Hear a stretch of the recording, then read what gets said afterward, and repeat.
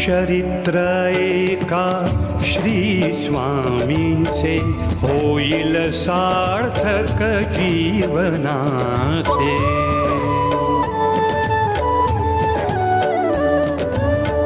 चरित्र ऐका श्री स्वामींचे होईल सार्थक जीवनाचे. कोठून आले रूप कुणाचे, ज्ञान नाही कुणास त्याचे. तर्क केले जरी बुद्धीचे, जाणू न शकले रूप त्याचे. होते अवलिया ते वृत्तीचे,